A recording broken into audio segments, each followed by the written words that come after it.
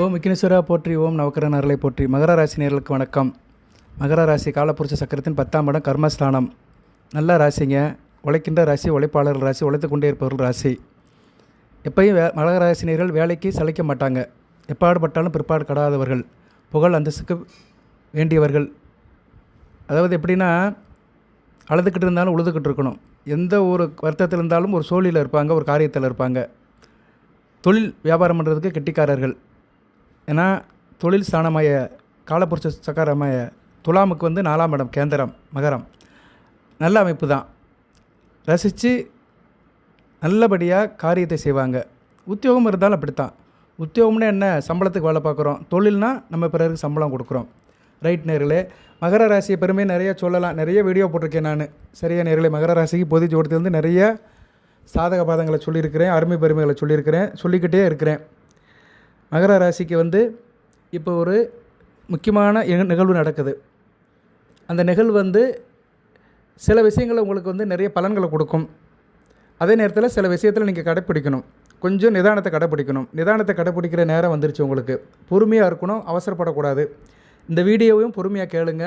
பதட்டப்படாதீங்க, tension ஆகாதீங்க, skip பண்ணிடாதீங்க, பொறுமையாக கேளுங்க. நிறைய தகவல்களை சொல்கிறேன். இப்போ ராசிக்கு 8ஆம் இடத்துக்கு சூரியன் வரப்போகிறார். ஆவணி மாதம் 17/8/2025 ஆவணி மாதம் முழுக்க ராசிக்கு 8ஆம் இடத்துல இருப்பார். சூரியன் அட்டமாதிபதி. அதுபோக மகர ராசிக்கு அறிவிக்கப்பட்ட எதிரி, சனி பகவானுக்கு அறிவிக்கப்பட்ட எதிரி ஆட்சி பெறுறாரு. அதாவது உங்களுடைய எதிரி ஒரு ஆளுமைக்கு உள்ளாகிறாரு. மகரத்துக்கு ஆகாத கிரகம் சிம்மம். சிம்ம ராசி அதிபதி சூரியன். மகரத்துக்கு பொதுவாக கடகமும் சிம்மமும் ஆகாது. அதில் சிம்ம அதிபதி சூரியன் உங்கள் ராசிக்கு 8ஆம் இடத்துக்கு வரப்போகிறாரு. 7ஆம் இடத்துல இருந்தவர் இப்போ 8ஆம் இடத்துக்கு வராரு. 8ஆம் இடத்துல கேது கூட சேர்றாரு. பொதுவாக 8ல் கேது இருக்கக்கூடாது.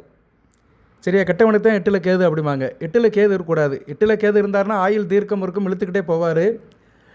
ஆனால் சூரியன் கூட சேரும்போது சூரியனை என்ன பண்ணுவார்னா, அவர் சூரியனுடைய ஒளியை இழக்க வைப்பார். சூரியனை கிரகணம் பண்ணுவார். ஏன்னா சூரியன் ஒரு ஒளி கிரகம், பிரபஞ்சத்துக்கு ஒளியை கொடுக்குறவர். கேது ஒரு இருள், சாயா கிரகம், நிழல் கிரகம். அந்த கிரகம் என்ன பண்ணும்னா சூரியனை பிடிச்சி அப்படியே கிரகணம் பண்ணும்.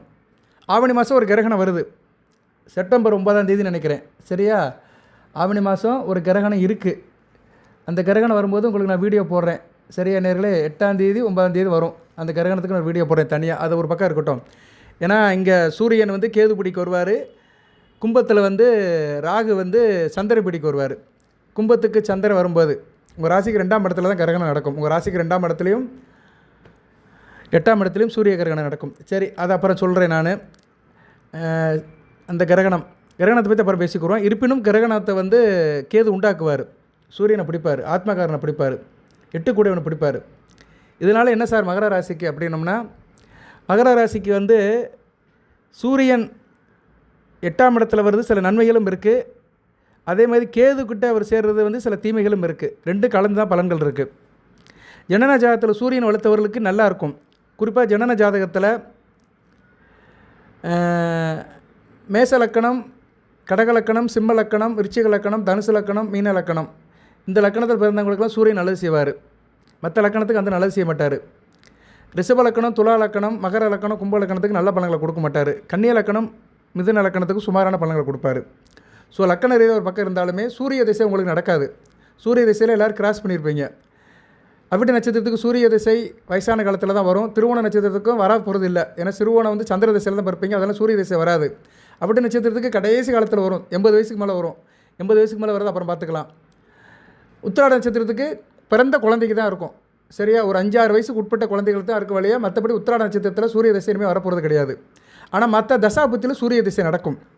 இப்போ குறிப்பாக உங்களுக்கு ராகு திசை, சனி திசை நடக்கிறவங்களுக்கு இப்போ காம்ப்ளிகேஷனாக இருக்கும். சொல்ல விஷயம் இதுதான்.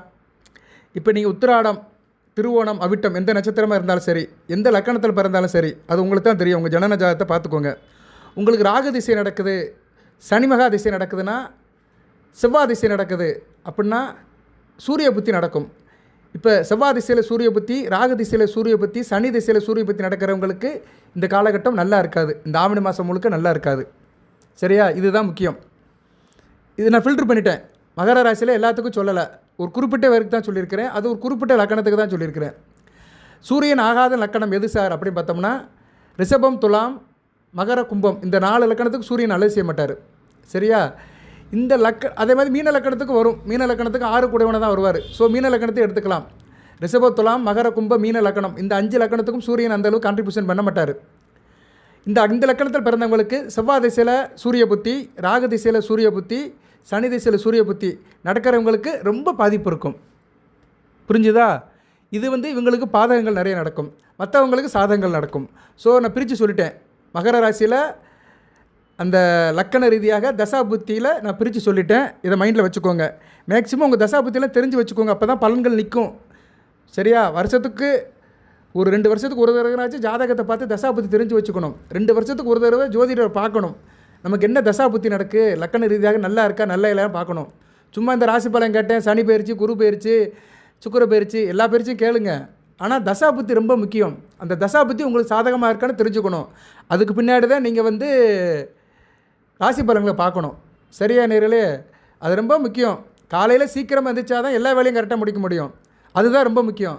காலையில் 8 மணிக்கு எந்திரிச்சிட்டு நான் 9 மணிக்கு வேலைக்கு போனேன்னா போக முடியாது. அதுபோல் உங்களுக்கு தசா புத்தி என்னென்னு தெரிஞ்சால் தான் மற்ற பலன்கள்லாம் உங்களுக்கு சேரும். இந்த ராசி பலன்கள், மற்ற பலன்கள் எல்லாமே உங்களுக்கு சேரும். நீங்கள் பூஜை புனஸ்காரம் வழிபாடு பண்ணாலுமே தசா புத்தி கரெக்டாக இருந்தால் தான் அந்த பூஜா பலன்கள் உங்களுக்கு மேக்ஸிமம் சேரும். இல்லைன்னா ஏதோ பேருக்கு தான் போகும். சரியா? நாளொரு மேனி பொழுதொரு வண்ணமாக அது ஒன்று போயிட்டு தான் இருக்கும் வழிய உங்களுக்கு ஒரு நிலையான பலன், நீடித்த பலன் கிடைக்காது. இங்கே தான் நிறைய பேர் பிசுகிறாங்க, தடமாறுறாங்க. எனக்கு ஒன்றுமே நடக்க மாட்டேக்கே, நான் வேண்டாத சாமி இல்லை, கும்பிடாத கோயில் இல்லை, ஊராக சுற்றிட்டு இருக்கேன் சார், எனக்கு ஒன்றும் நடக்க மாட்டேக்கே அப்படின்னு சொல்கிறவங்களை பார்த்தோம்னா லக்கண ரீதியாக தசா புத்தி சரி இருக்காது. அந்த தசாநாதரும் புத்திநாதரும் கோச்சாரத்தில் கட்டு இப்போ நல்ல நிலைமையில் இருக்க மாட்டாங்க. பின்னாடி நல்ல நிலைமைக்கு வரும்போது மாறிடும். சரியா? இப்போதைக்கு நல்ல நிலைமையில் இல்லைன்னா கஷ்டத்தை கொடுக்கும். இதை நீங்கள் புரிஞ்சுக்கணும். சில பேருக்கு இது போர் அடிக்கும். நான் உண்மையை சொல்லிடுவேன். சரியா? நம்ம வீடியோவை கேட்குறவங்களுக்கு 50% ஜாதகத்தை பற்றி தெரிஞ்சிடுவேன் நான். உங்கள் ஜாதகத்தை பார்க்காமலே ஒரு 50% உங்கள் ஜாதகத்தில் என்ன அமைப்பு இருக்குது, எப்படி கஷ்டப்படுறீங்க, எதனால் கஷ்டப்படுறீங்கன்னு அதை சொல்லிடுவேன். எப்படி கஷ்டப்படுறீங்கன்னுங்கிறது வேறு விஷயம், எதனால் கஷ்டப்படுறீங்கன்னு சொல்லிடுவேன். ரைட்டு? இப்போ உங்களுக்கு ஓரளவு புரியும். இப்போ பலன்கள் எப்படி சார் இருக்குது, எல்லோரும் அதுதானே எதிர்பார்க்குறீங்க. பலன்கள்னு பார்த்தோம்னா பலன்கள் பெருசாக ஒன்றும் இல்லை, நல்லா தான் இருக்குது. ஓரளவு சூரியனும் கேதுவும் சேர்ந்து 8ஆம் இடத்துல இருக்கிறாங்க. ஆகஸ்ட் 25க்கு மேலே புதன் வந்துடுவார். ஸோ 17ஆம் தேதியிலேருந்து 25ஆம் தேதி வரைக்கும் கவனமாக இருங்க. ஆகஸ்ட் 17 ஆகஸ்ட் 25 வரைக்கும் கவனமாக இருங்க. புதன் 8ஆம் இடத்துக்கு வந்துட்டாருன்னா பரவாயில்ல, காம்பன்சேஷன் பண்ணிடுவார். மறைந்த புதன் நிறைந்த பலன்களை கொடுப்பாரு. இத்தனைக்கும் புதன் உங்களுக்கு 6 கோடி வந்தான். 6 கோடி 8ஆம் இடத்துல வரதுனால வேலை பார்க்குற இடத்துல அலைச்சல் இருக்கும், ஒரு திருச்சல் இருக்கும், எதிர்பாராத சம்பவங்கள் நடக்கும், மேலதிகாரிக்கும் உங்களுக்கு முட்டல் முதல் வரும். குறிப்பாக அரசாங்கத்தில் இருக்கிறவங்களுக்கு பிரச்சனை இருக்கும். அதுலேயும் குறிப்பாக அரசாங்கத்தில் நிதி மேலாண்மையில் இருக்கிறவங்க, கணக்கு வேலை பார்க்குறவங்க, அக்கௌண்டன்ட் வேலை பார்க்குறவங்க, ஆடிட்டர் வேலை பார்க்குறவங்க, எழுத்தாளர் வேலை பார்க்குறவங்களுக்குலாம் ரொம்ப ஒரு நெருக்கடி இருக்கும். இன்கம் டேக்ஸ், வருமான வரி, அமலாக்கத்துறை இவங்களுக்கெல்லாம் கொஞ்சம் நெருக்கடி இருக்கும்.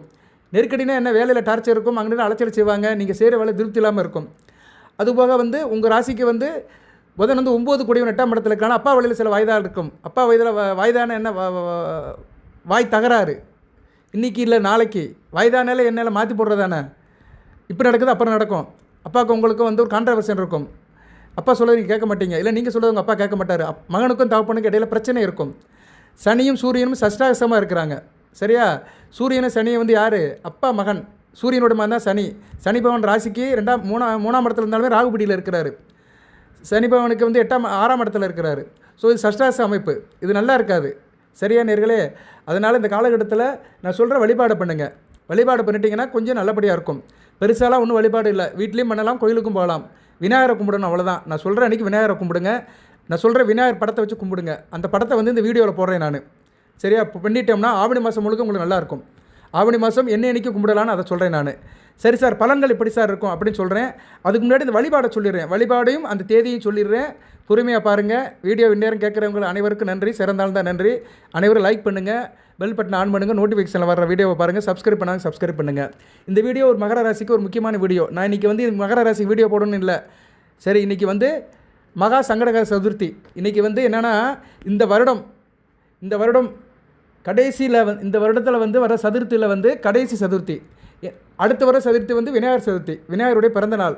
ஸோ மாதத்துக்கு 2 சதுர்த்தி வரும். வளர்பிறை சதுர்த்தி, தேய்பிறை சதுர்த்தி. பெரியார் வந்து வளர்பிறை தரிசிலாம் பிறந்தார்.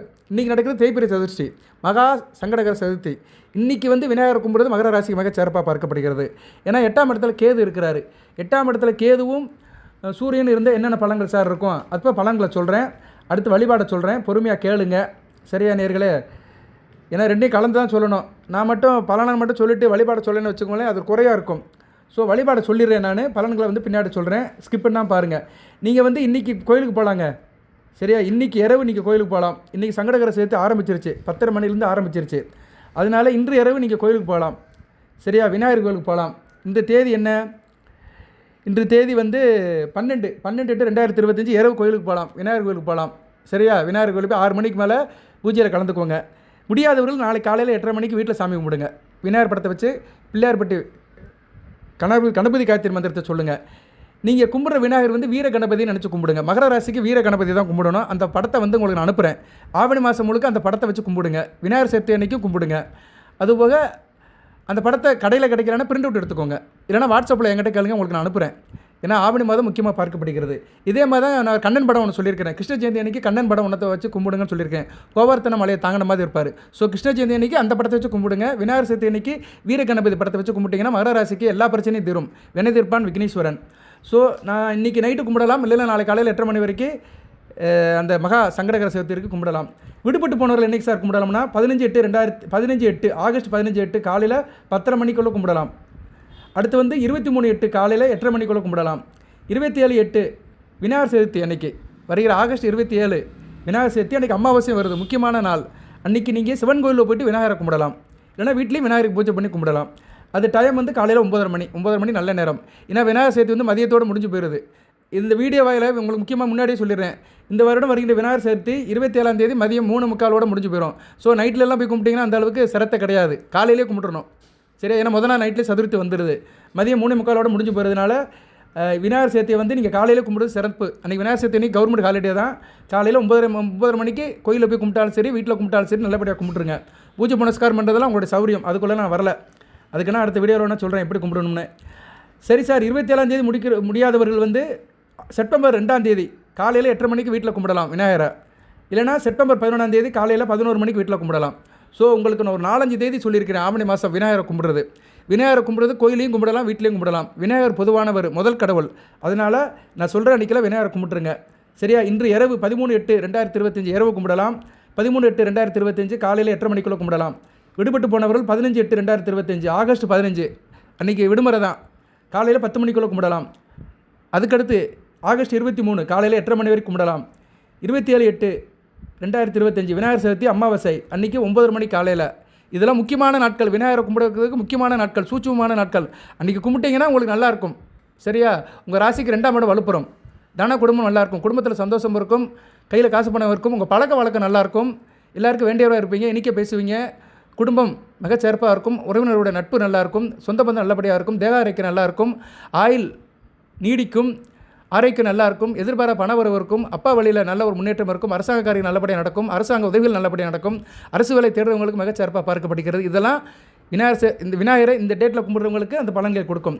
விநாயகர் சதுர்த்தி முடிஞ்சிருச்சுன்னா அடுத்து செப்டம்பர் 2ஆம் தேதி காலையில் 8:30 மணிக்கு, அடுத்து செப்டம்பர் 11ஆம் தேதி காலையில் 11 மணிக்கு மைண்டில் வச்சுக்கோங்க.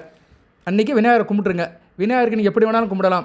அருகம்புல் மாலை போட்டு கும்பிடலாம், எருக்கம்பூ மாலை போட்டு கும்பிடலாம், வாசனை மலர்களை போட்டு கும்பிடலாம். விநாயகருக்கு வந்து நெய்வேத்தியம் எது வேணாலும் வைக்கலாம். சரியா? விநாயகர் சதுர்த்தி அன்றைக்கி வீட்டில் எல்லோரும் பலகாரம் பண்ணுவாங்க. மற்ற நாட்கள் வந்து நீங்கள் வந்து விநாயகருக்கு வந்து பசும்பாலில் நாட்டு சக்கரை போட்டு கும்பிடுங்க. சரியா? விநாயகருடைய மந்திரத்தை சொல்லுங்கள். ஓம் சிவமயம் அருள்மிகு கற்ப விநாயகதுணை கணபதி காயத்ரி, ஓம் ஏகதந்த உத்மகி வக்கரதுண்டா திமகி தந்தம் வந்த பரஸ்வதியாத். மந்திரம் ஓம் ஸ்ரீம் கிரீம் கிளீம் கிம் கமனதானாக அல்லல் போம் அன்னுனை போம் அன்னை வீட்டில் பிறந்த தொல்லை போம் போகா துயரம் போம் நல்ல குணமதியாம் அருணை கோபுரத்தில் மிகவும் கணபதி கைத்துள்ளிருக்கால். ஓம் விக்னேஸ்வரா போற்றி, கணபதி காய்த்திரி போற்றி, முக்குள் முதலை போற்றி, மூலப்பொருளை போற்றி, வேலை முகத்தனை போற்றி, வேலவனுக்கு முத்துவனை போற்றி, சித்திபுத்தி வினையாக போற்றி, சர்வசக்தி வினையாக போற்றி, வினைதற்கு கிருஷ்ணபவனை போற்றி, வல்லப கணபதியை போற்றி, வன்னிமிட்டு கணரா போற்றி, வளம்பெரு வினையாக போற்றி, சர்ப்ப வினையாக போற்றி, முயசிய வாழனை போற்றி, முதல் பொருளை போற்றி, மணக்கோயில் விளையாக போற்றி, மணக்கோட்டை விளையாக போற்றி. இப்படி ஒவ்வொரு விநாயகர் இருப்பார் ஒவ்வொரு ஊரில். அந்த நாமத்தெல்லாம் சொல்லுங்கள். பலன்கள் எப்படி சார் இருக்குது? தேக ஆரோக்கியம் நல்லாயிருக்கும், ஆயுள் தீர்க்கம். நான் சொன்ன அன்றைக்கி விநாயகர் பெருமானை கும்பிட்டீங்கன்னா ஆயுள் தீர்க்கமாகும். ஆயுள் தான் ஒரு மனுஷனுக்கு ரொம்ப முக்கியம். ஆயுள் இருந்தால் தான் அனைத்தையும் அனுபவிக்க முடியும். கஷ்டமோ இஷ்டமோ, வெற்றியோ தோல்வியோ, இன்பமோ துன்பமோ அனுபவிக்கிறதுக்கு ஆயுள் இருக்கணும், தேக ஆரோக்கியம் இருக்கணும். புதுமைகள் பல செய்வீங்க. சரியா? நீங்கள் செய்கிற காரியங்களாம் புதுமைகள் நிறைய இருக்கும், வசீகரம் இருக்கும். அதே மாதிரி வந்து உங்களுக்கு வாக்குத்திறன் நல்லா இருக்கும். சரியா, வாக்குத்திறன் மிகச்சிறப்பாக பார்க்கப்படுகிறது. வாக்குத்திறனை வந்து நல்ல கிரகங்கள் நல்லபடியாக கொடுக்கும். சூரியனும் கேதுவும் சேர்ந்து வாக்குத்திறனை கொடுப்பாங்க. வாக்கு பலிதம் இருக்கும். பூர்வ புண்ணிய சொத்து பிரச்சனை வரும். இந்த விநாயகர் வழிபாடு பண்ணிட்டீங்கன்னா அது பிரச்சனை சரியாயிரும். வினைதிருப்பான் விக்னேஸ்வரன். அதுபோக வந்து பிறர் விஷயத்தில் தலையிடுவீங்க, அதனால் சில குழப்பங்கள்லாம் வரும். அந்த குழப்பம்லாம் தீரணும்னா இந்த பூஜை பண்ணணும். பிரசித்தி பெறுவீங்க. ஆவணி மாதம் உங்களுக்கு வந்து ஒரு பிரசித்தி கிடைக்கும். உங்கள் பாப்புலாரிட்டி கிடைக்கும். உங்கள் பேர் ஒரு பப்ளிசிட்டி ஆகும். மகர ராசியில் பிறந்தவர்களுக்கு நல்ல விதமாக பார்க்கப்படுகிறது. நல்ல ஒரு இடத்துக்கு வசதியான இடத்துக்கு போவீங்க. ஆவணி மாதம் வீடு மாறதா இருந்தால் கூட வீடு மாறலாம். இருக்கிற வீடை விட்டு நல்ல ஒரு வசதியான இடத்துக்கு மாறலாம். வாடகை வீடாக இருந்தாலும் பரவாயில்ல. இல்லை சில பேர் சொந்த வீடு கட்டி கூட கிரகப்பிரவேசம் பண்ணி போகலாம் ஆவணி மாதம்.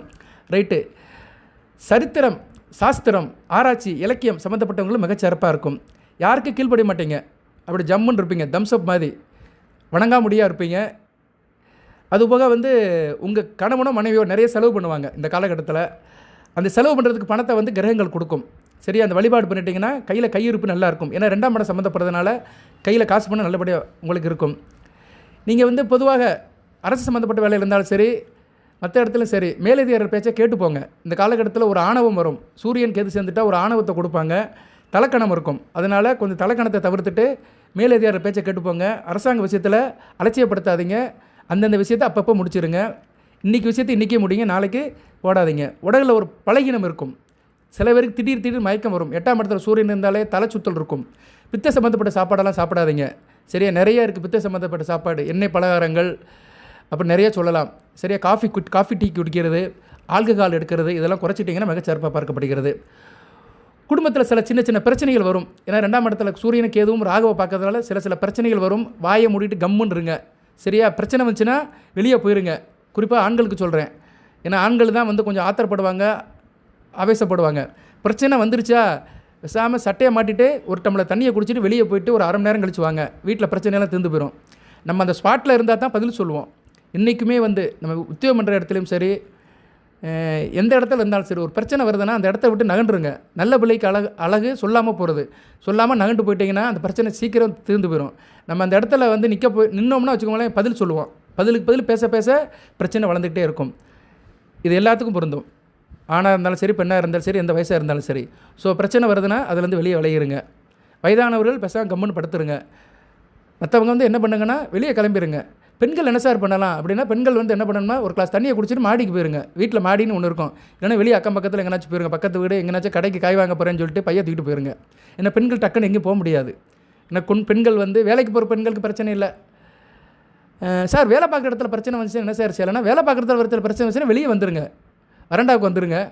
அப்படியே கொஞ்சம் அங்கிட்ட போய்ட்டு லாந்துருங்க. சரியா, கொஞ்சம் அப்படியே வெளியே சுற்றி ஒரு 1/2 மணி நேரம் கழிச்சு டைம் பாஸ் பண்ணிட்டீங்கன்னா சரியாக வந்துடும். இல்லைனா ஃபோன் எடுத்துகிட்டு வெளியே வந்துடுங்க. இன்றைக்கி தான் ஃபோன் இருக்குது, ஃபோனை நோண்டிக்கிட்டே இருக்கலாம். ஓகே, நிறைய இருக்குது நேரில். எப்படினாலும் அவாய்ட் பண்ணணும், அவ்வளோதான். இந்த காலகட்டத்தில் பிரச்சனை வரும், சரியாக போயிடும். சாதனைகள் நல்லா பண்ணுவீங்க. இந்த காலகட்டத்தில் பண்ணுற சாதனைகள் வாழ்நாள் முழுக்க நீடித்திருக்கும். மகர ராசிக்கு உங்கள் தவறுகளை யாரும் கண்டுபிடிக்க முடியாது. இந்த காலகட்டத்தில் நீங்கள் என்ன தப்பு பண்ணாலும் யாரும் கண்டுபிடிக்க முடியாது. அதுக்காக தப்பெல்லாம் செய்யாதீங்க. உங்கள் தப்பை கண்டுபிடின்னு நினைக்கிறவங்க தோற்று போயிடுவாங்க. சரியா, அந்த அளவுக்கு நீங்கள் வந்து ரொம்ப கில்லாடியாக இருப்பீங்க. அதெல்லாம் வந்து பெனிஃபிட்ஸ். இப்போ நான் சொல்கிறதெல்லாம் பெனிஃபிட். இந்த பெனிஃபிட்லாம் நீடித்து இருக்கணும்னா விநாயகர் பூஜை பண்ணணும். ஏன்னா சூரியன் கேது இணைவு ஆகஸ்ட் 17 ஆகஸ்ட் 25 வரைக்கும் கொஞ்சம் குருஷியலாக தான் இருக்கும். அதுக்கு பின்னாடி புதன் சேர்ந்துட்டாருன்னா பரவாயில்லாமல் இருக்கும். புதாதித்ய யோகம் ராசிக்கு 8ஆம் இடத்துல இருக்கும். நல்ல விதமாக பார்க்கப்படுகிறது. அதுபோக ஆவணி மாதம் முழுக்க ஆகஸ்ட் 17 செப்டம்பர் 16 வரைக்கும் சூரிய நமஸ்காரம் பண்ணுங்கள். நான் நிறைய வீடியோவில் சொல்லியிருக்கிறேன். மகர ராசிக்கு சூரிய நமஸ்காரம் பண்ணுறது மிகச்சிறப்பு. சூரியனுடைய நாமத்தை சொல்லணும். காலையில் தூங்கி வச்சு முடித்து குளிச்சுட்டு, காலை கடலை முடிச்சுட்டு குளிச்சுட்டு என்ன பண்ணுறீங்கன்னா சூரிய நமஸ்காரம் பண்ணணும்.